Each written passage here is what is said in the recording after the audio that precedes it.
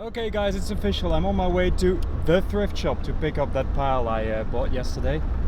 And I figured I'd take you along and show you what's what. I'm curious myself, obviously.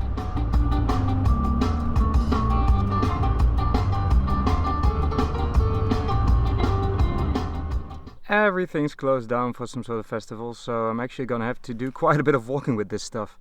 I'm gonna use my dashcam here to capture this stuff because I'm not gonna leave my camera visible through the window. Well, that makes life a lot easier.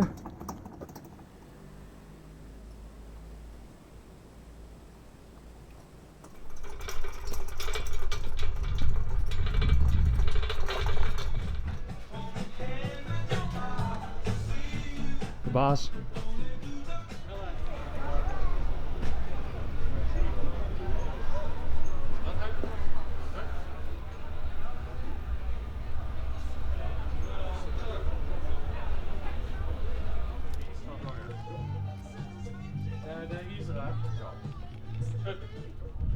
And a €5 retro table for the guest bed because they didn't have any nightstand, and this seems quite alright. It's 90+ degrees outside and I'm feeling lucky, punk. So I'm gonna visit another thrift shop and see if that brings me anything good.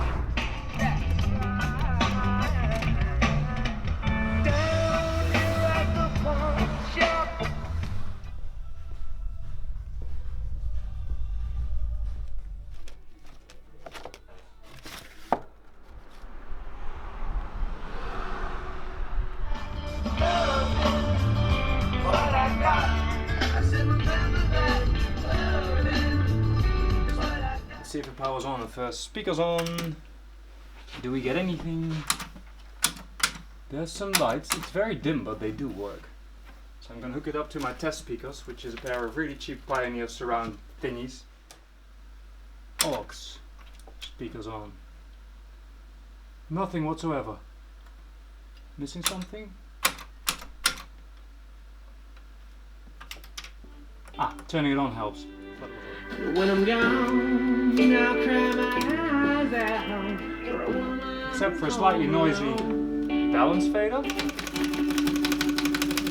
Solved. Ah, okay, so you can actually stack it with the rest of the rig for the other inputs. So pair 1 are these Moordown Shorts MS 3.10 speakers. Two-way speakers from I think early this century, maybe late 90s. Not too expensive, but quite serious. Problem I have here is that my speaker wire has lost its lettering, so I have no idea if I got the phase right, so this may sound absolutely horrible. Ah! No! Sorry, there was some dirt on my phone and then it started playing absolute crap. And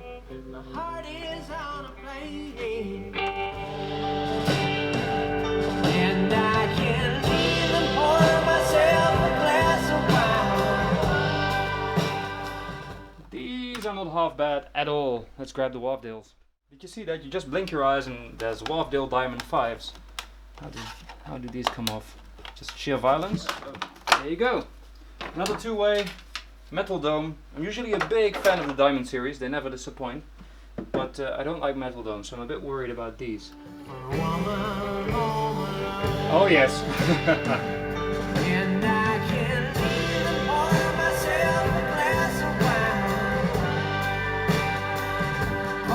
Though I don't like the tinny highs of the metal domes, these are most definitely the more expensive speaker. It's a much better designed cabinet. The low end is just way more defined and yeah, really pleasant.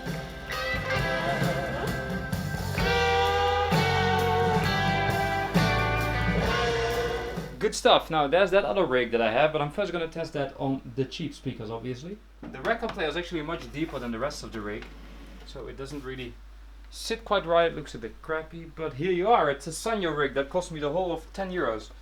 These came too. It's a really dirty box, but they're brand new, and they were €1 together, so this is going well. So let's see if it powers on. Yes, it does power on. Okay, that's a good start actually. Ah!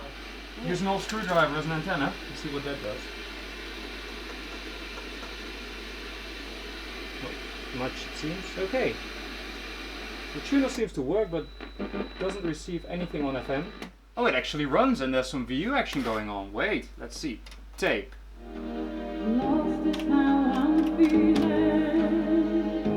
surprisingly, wow, that works. I mean, it sounds horrible, but that's probably because the heads are dirty. I mean, the other amplifier definitely sounded better, but still. It's also surprisingly not powerful, but it works. Wow, that's over the top.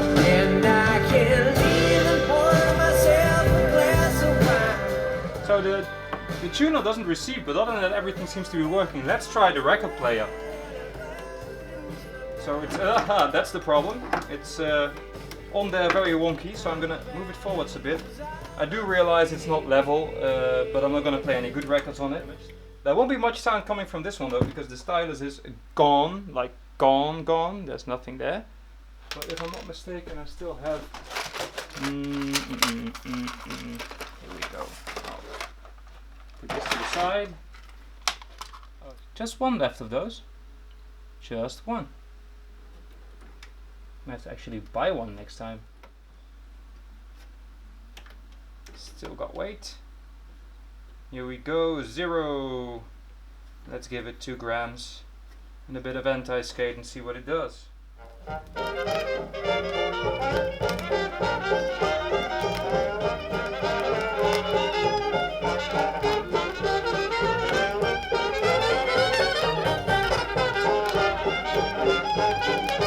I've spent 10 euros on worse things, I can tell you that. Like parking tickets. Okay, it has one touch record. Yep, it does monitor. It's a ferric tape, no Dolby please.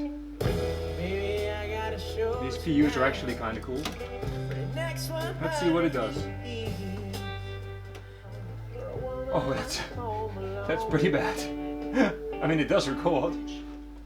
Let's see if some cleaning does the trick. Something slightly off. Can you adjust these heads while it's playing? Because I do feel like adjustment is what it needs. There we go.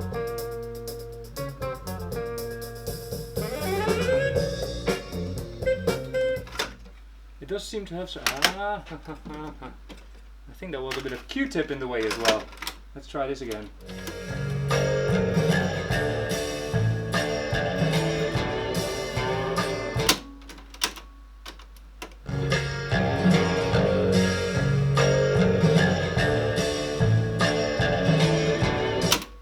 I'll call that a success. It's not a great machine anyway, but it works.